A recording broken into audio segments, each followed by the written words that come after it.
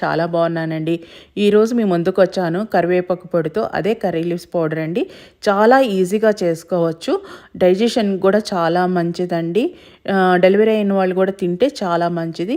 First దీన్ని ఎలా చేసుకోవాలో చూద్దామా మరి. ఫస్ట్ ముందు మనం కరివేపాకు తీసుకొని ఫస్ట్ బాగా నీట్గా కడుక్కొని మనం ఒక డ్రై క్లాత్ మీద చల్లని ప్రదేశంలో ఎండబెట్టుకోవాలండి. 15 దాకా మనం ఎండుమిరపకాయలు తీసుకోవాలి. మినపప్పు, ధనియాలు, జీలకర్ర తీసుకోవాలి. సాల్ట్, వెల్లుల్లి తీసుకొని పక్కన పెట్టుకోవాలి. ఫస్ట్ ఇక్కడ మనం ఐరన్ కడాయి తీసుకొని 1 టేబుల్ స్పూన్ ఆఫ్ ఆయిల్ వేసుకున్నానండి.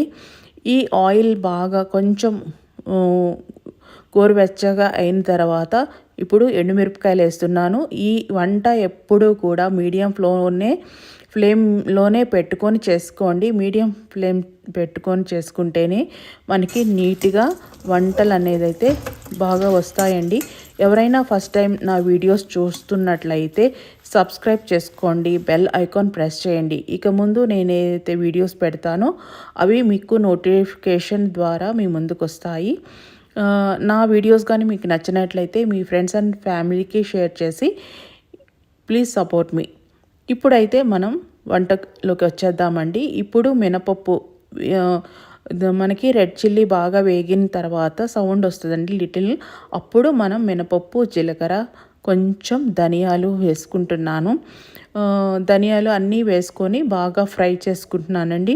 ఇప్పుడు ఎండుమిరపకాయలో ఉన్న గింజలు కూడా ఉంటే అవి నేను కొంచెం వేగిన తర్వాత వేస్తాను. కొంచెం వేగిన అంటే మేము స్పైస్ తింటామండి. మీడియం స్పైస్ అంటే మరీ ఓవర్ స్పైస్ కాదు, మీడియం స్పైస్ తింటాము. మాకు బాగా ఇష్టం అండి. ఫస్ట్ ముద్ద కరివేపాకు పొడి అలాంటివి తింటే మాకు డైజెషన్ బాగుంటుందని చెప్పి మేము ఫస్ట్ కరివేపాకు పొడి అయితే రెగ్యులర్గా మా ఇంట్లో మేము చేసుకుంటాము. ఇలా ఈ రెడ్ చిల్లీలో ఉన్న గింజలు కూడా వేసుకున్నాం కదండి. ఇలా బాగా రోస్ట్ చేసుకొని మనం సైడ్ పెట్టుకుంటే మనకి తొందరగా ఆరద్దు అనమాట. మనం ఇప్పుడు కరివేపాకు వేసుకొని మనం కరివేపాకును కూడా రోస్ట్ అవుతుంది. ఒక 1 or 2 hours వదిలేయాలండి. వదిలేస్తే ఇలా డ్రై అయిపోతుంది. ఇప్పుడు మనం ఆయిల్లో ఆయిలే సరిపోతుందండి, మరీ ఎక్కువ వేయద్దు. ఈ ఆయిల్లోని ఇట్లా మనం ఫ్రై చేసుకుంటాం అన్నమాట. ఈ ఫ్రై చేసుకుంటే మళ్ళీ ఇది కూడా ఇంకొంచెం ఒక గలగల అని సౌండ్ వస్తుంది. జస్ట్ అంటే క్రిస్పీగా అవుతుంది అని గుర్తుపెట్టుకోండి. వేగితే క్రిస్పీగా అవుతుంది, మంచి అరోమా కూడా వస్తుంది. ఇలా ఫ్రై అయ్యి క్రిస్పీగా అయిన తర్వాత ఇప్పుడు నేను మిక్సీ జార్లో ఫస్ట్ వేపుకున్న మసాలాలు వేసుకుంటున్నానండి.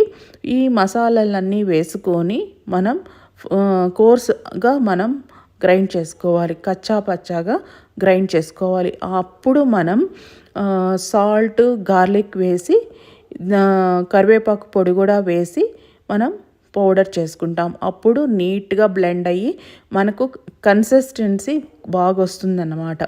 మంచి పౌడర్. చూడండి, నేను ఇప్పుడు ఉప్పు అండ్ గార్లిక్ వేసుకొని దీంట్లో చింతపండు కొంతమంది వేసుకుంటారు. నేనైతే ఇక్కడ వేయట్లేదండి. లేదు అంటే ఒక్క రెంబ వేస్తారు, చిటికెడు అన్నమాట. అది కూడా ఎక్కువ వేయరు. ఇక్కడ నేనైతే వేసుకోవట్లేదండి. చూడండి, ఇప్పుడు నేను కోర్సుగా బ్లెండ్ చేసుకుంటున్నాను.